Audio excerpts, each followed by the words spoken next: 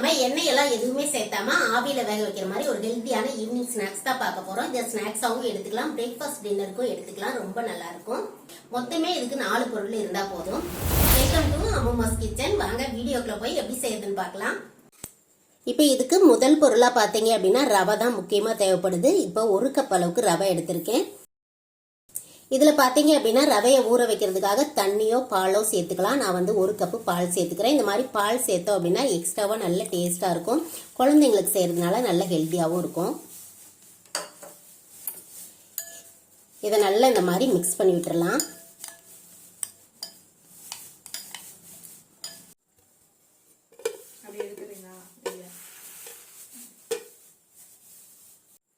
ரவை ஊற வச்சாச்சு. அடுத்ததா பாத்தீங்க அப்படின்னா பாசிப்பயிறு 1 கப் எடுத்திருக்கேன். ரவை 1 கப் எடுத்தீங்க அப்படின்னா பாசிப்பயிறு 1 கப் எடுத்துக்கலாம்.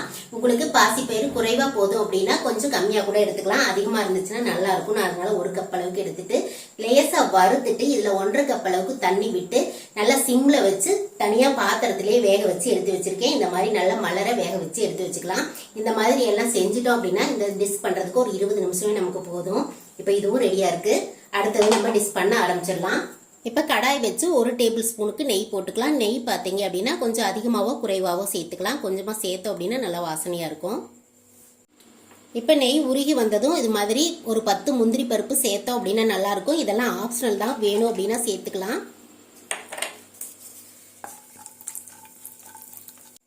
இப்போ முந்திரி நல்லா வறுபட்டுச்சு எடுத்துக்கலாம்.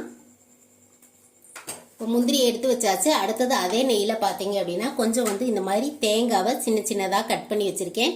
இந்த மாதிரி இதுவும் ஆப்ஷனல் தான், உங்களுக்கு வேணும் அப்படின்னா இது மாதிரி சின்ன சின்னதாக கட் பண்ணி தேங்காய் சேர்த்துக்கலாம். இந்த மாதிரி சேர்க்கும் போது கடிப்படும், வாயில சாப்பிட்றதுக்கு ஸ்நாக்ஸ் சாப்பிடும்போது கடிப்படும், ரொம்ப நல்லா இருக்கும். இப்போ தேங்காய் பார்த்தீங்க அப்படின்னா நல்லா செவந்துருச்சு. இந்த அளவுக்கு செவந்தா போதும், இதுவே எடுத்துக்கலாம்.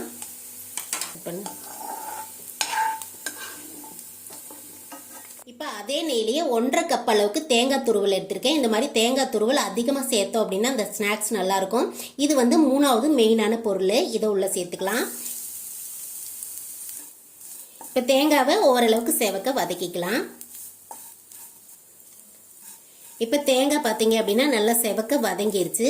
இந்த அளவுக்கு வதங்கினதுக்கப்புறம் 4வது பொருளை சேர்த்துக்கலாம். பார்த்தீங்க அப்படின்னா நான் 1 கப் அளவுக்கு வெல்லம் எடுத்திருக்கேன். 3/4 கப்லேருந்து 1 கப் வரைக்கும் இதுக்கு ஸ்வீட் சேர்த்துக்கலாம். 1 கப்பு சேர்த்தோம் அப்படின்னா நல்லா ஸ்வீட்டாகவே இருக்கும்.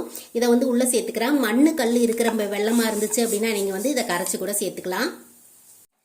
இந்த வெள்ளத்தில் பார்த்தீங்க அப்படின்னா கல் மண் தூசு இல்லை, அதனால நான் அப்படியே சேர்த்துக்கிறேன்.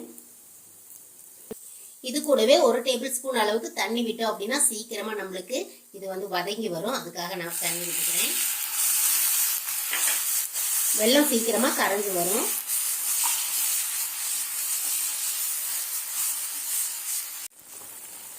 இப்போ வெல்லமெல்லாம் பார்த்தீங்க அப்படின்னா நல்லா கரைஞ்சிருச்சு. இந்த சமயத்தில் நம்ம வந்து வேக வச்சு வச்சிருக்கிற பாசிப்பயிறு உள்ள சேர்த்துக்கலாம்.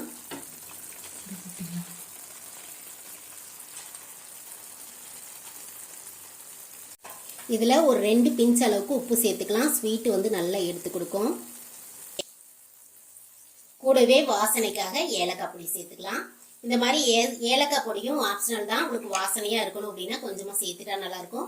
அதே மாதிரி நெய் இந்த சமயத்தில் கொஞ்சம் நெய் கூட சேர்த்துக்கலாம். நெய் சேர்க்கும் போது இன்னும் நல்லா ருசியாக இருக்கும். இது எல்லாத்தையும் சேர்த்து நல்லா கலந்து விட்டுடலாம். கொஞ்சமாக ஏலக்காய் பொடி சேர்த்துட்டோம் அப்படின்னா நல்ல வாசனையாக இருக்கும். உங்களுக்கு வேண்டாம் அப்படின்னாலும் இதை ஸ்கிப் பண்ணிக்கலாம், ரொம்பவே நல்லா இருக்கும். நல்லா கலந்து விட்டுடலாம்.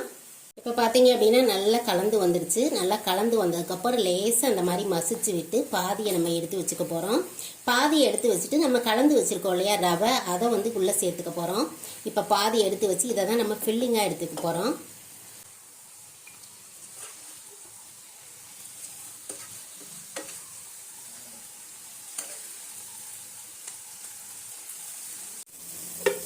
இப்போ ரவை பார்த்தீங்க அப்படின்னா ஒரு 10 நிமிஷமா நல்லா ஊறி இருக்கு. நல்லா சாஃப்டாக வந்திருக்கும். பாருங்க, ரவை நல்லா ஊறிடுச்சு. இதை வந்து நம்ம எடுத்து உள்ளே சேர்த்துக்கலாம். இப்போ ரவையை உள்ளே சேர்த்துக்கலாம்.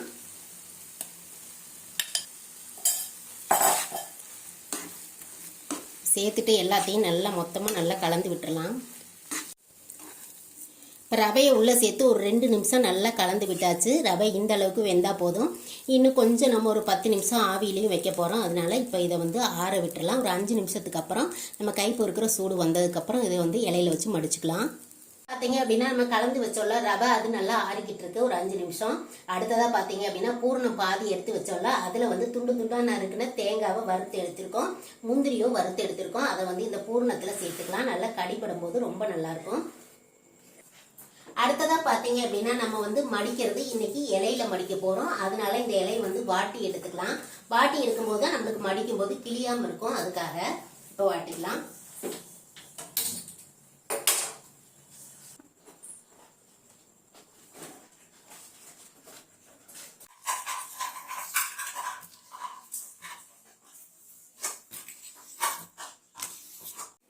இப்போ மேல் மாவு பூரணம் எல்லாமே ரெடியா இருக்கு.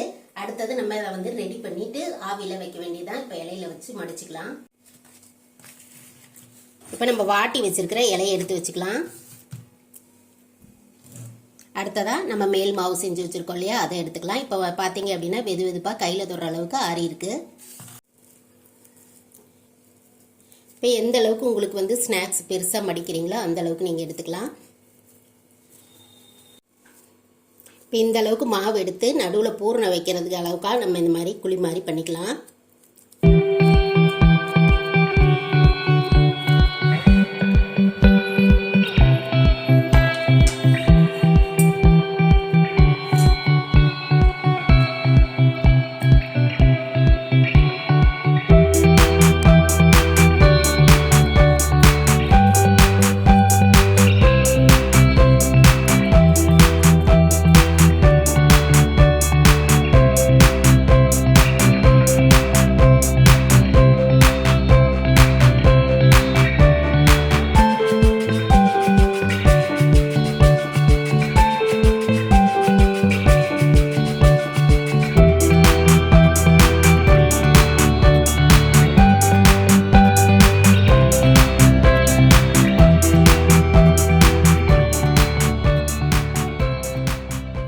எல்லாமே மடிச்சு ரெடியா இருக்கு. இதை வந்து வேக வச்சுக்கலாம். அதுக்காக தண்ணி வச்சு நல்லா கொதிக்க வச்சிருக்கேன்.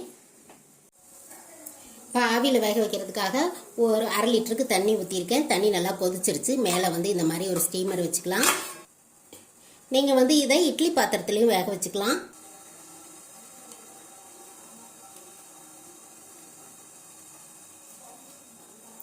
நம்ம மடிச்சதை வந்து இந்த மாதிரி பின்பக்கமாக வச்சுட்டோம் அப்படின்னா வந்து ஓப்பன் ஆகாது.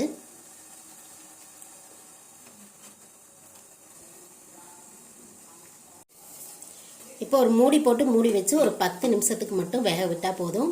ரவை பார்த்தீங்க அப்படின்னா நம்ம கலந்து விடையிலே கொஞ்சம் வெந்திருக்கு. இப்போ பார்த்தீங்க அப்படின்னா ஒரு 10 நிமிஷம் ஆயிடுச்சு. நல்லா வெந்திருக்கும். நம்ம அடுப்பை ஆஃப் பண்ணிக்கலாம். நம்ம ஸ்நாக்ஸ் சூப்பரா ரெடி ஆயிடுச்சு. நல்ல இளம் மணத்தோட இருக்கு. அதே மாதிரி பாத்தீங்க அப்படின்னா நல்ல சாஃப்டாவும் இருக்கும். குழந்தைங்களுக்கு ரொம்ப ஹெல்த்தியா இருக்கும். ஆயில் எல்லாம் எதுவுமே போடாம வீட்டுல இருக்கிற பாசிப்பயிறு ரவை வச்சு செஞ்சிருக்கோம். ரொம்ப ரொம்ப சுவையாவும் இருக்கும். இதை பிரேக்ஃபாஸ்ட் டின்னருக்கும் எடுத்துக்கலாம். இந்த ரெசிபி பிடிச்சிருந்தது அப்படின்னா லைக் பண்ணுங்க. நம்ம சேனல் இனிமேல் சப்ஸ்கிரைப் பண்ணல அப்படின்னா சப்ஸ்கிரைப் பண்ணிருங்க. வேற ஒரு நல்ல ரெசிபியில பார்க்கலாம்.